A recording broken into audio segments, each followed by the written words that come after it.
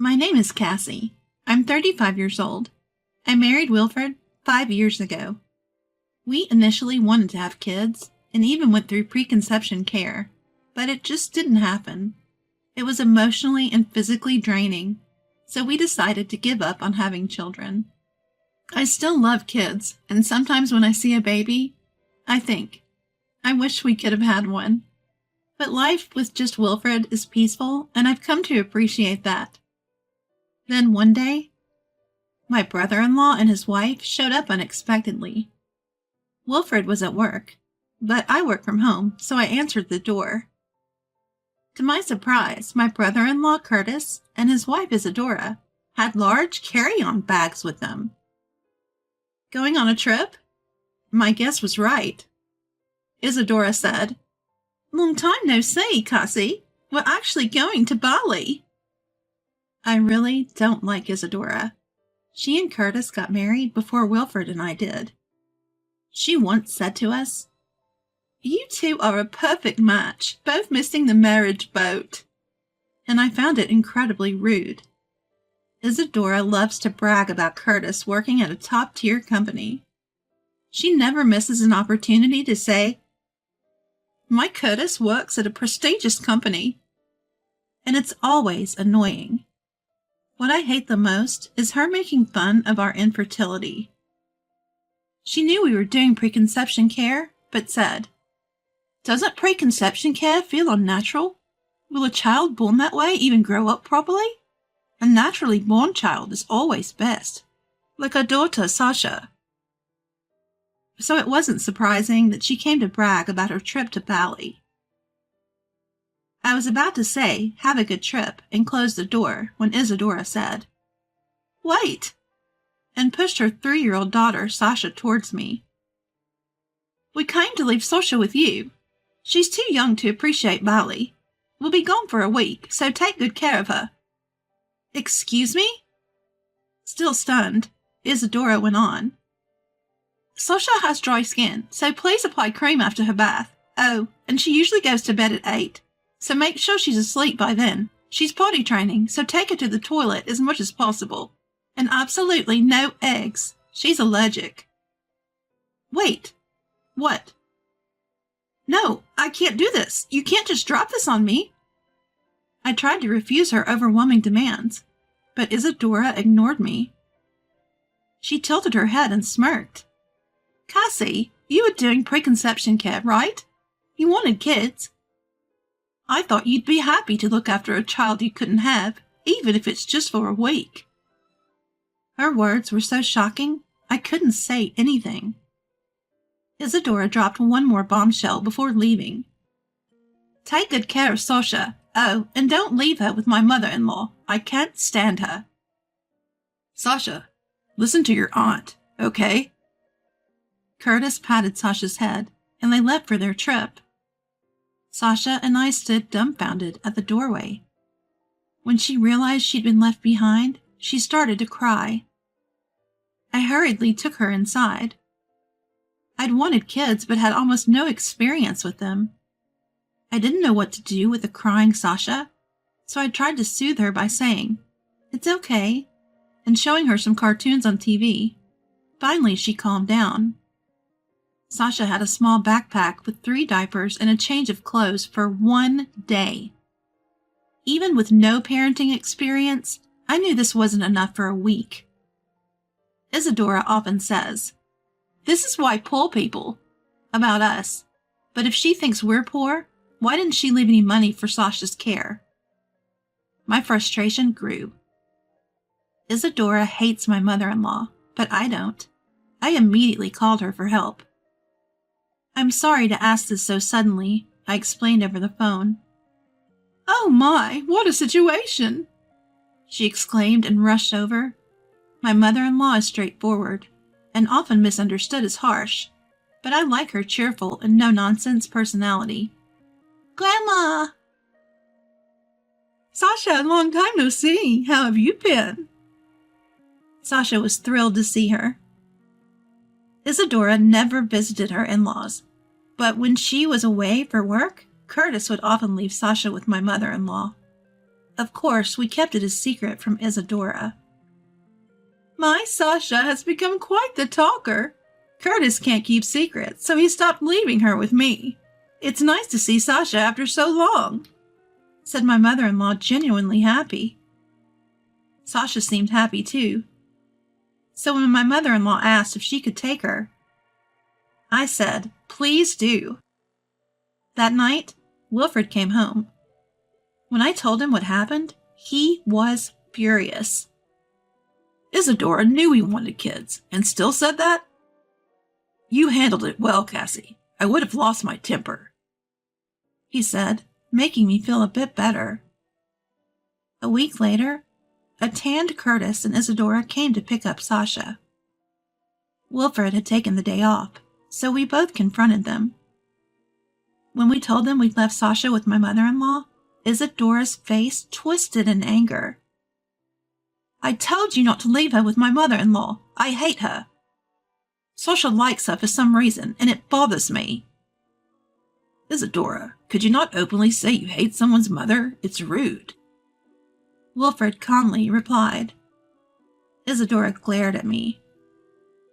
I left Sasha with you out of goodwill. You both wanted kids, so I thought you should experience what it's like. It's not all fun and games, and you trampled on my goodwill by not even listening to my simple request. That's low.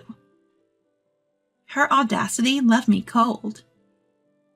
I snapped. People probably got mad at this. I confronted Isadora with the words that came to my mind, which had become strangely calm. The ones who are low are you and Curtis.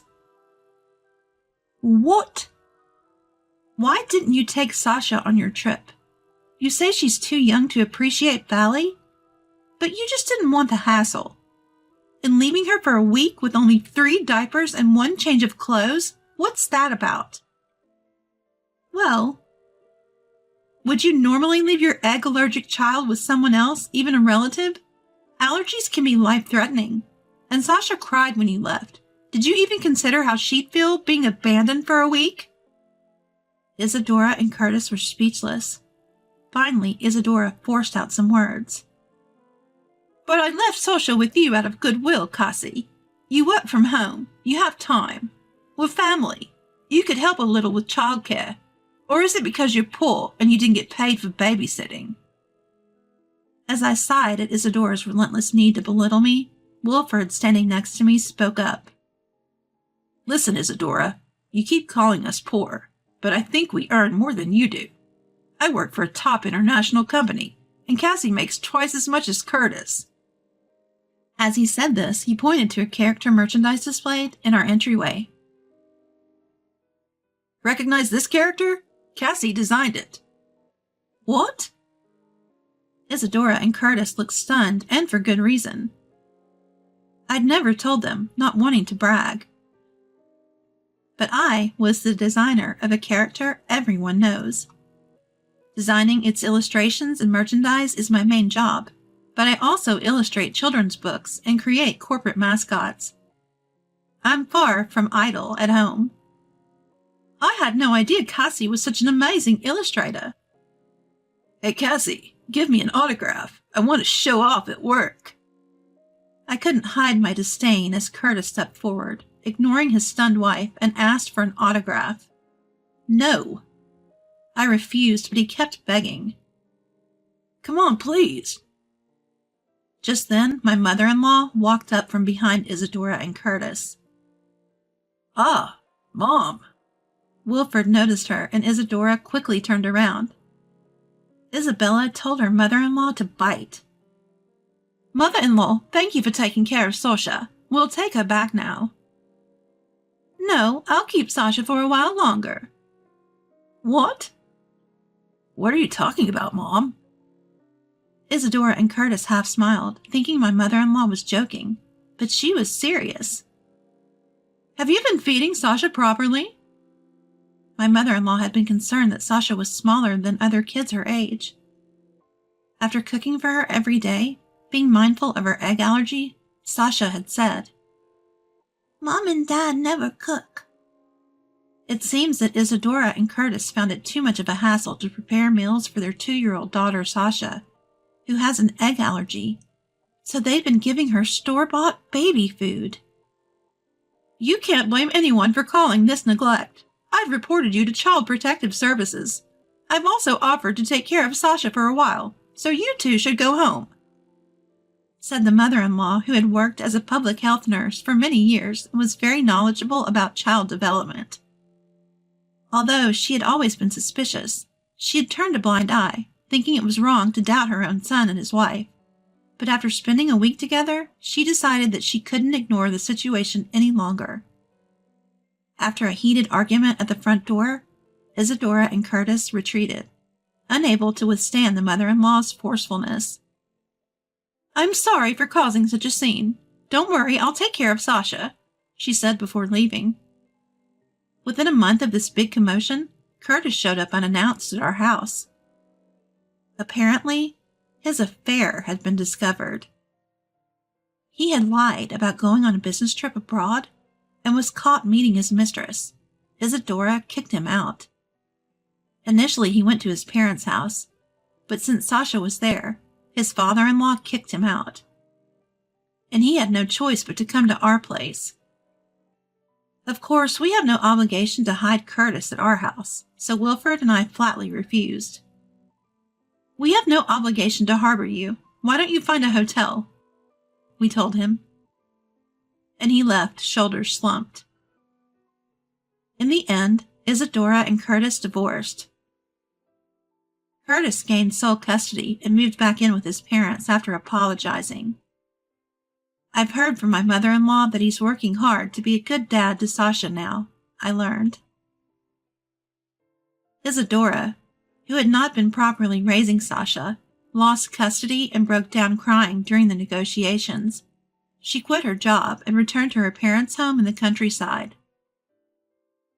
It was pitiful to see Isadora, who had always acted so superior, end up broken and retreating to the countryside.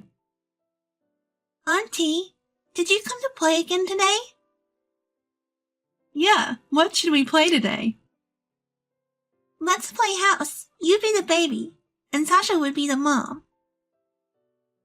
Sure. I started visiting my in-laws to play with Sasha during my work breaks. Both my in-laws and Curtis, who works during the day, are grateful for it. I really appreciate you being so good to Sasha, Curtis told me recently. But even without their gratitude, I'm just happy to be friends with Sasha. When she lived with Isadora and Curtis, she often had a doll-like expression. But now she shows a lively, childlike smile. And above all, I love my picture books. And she absolutely loved the picture books I bring from work, which boosts my motivation even more.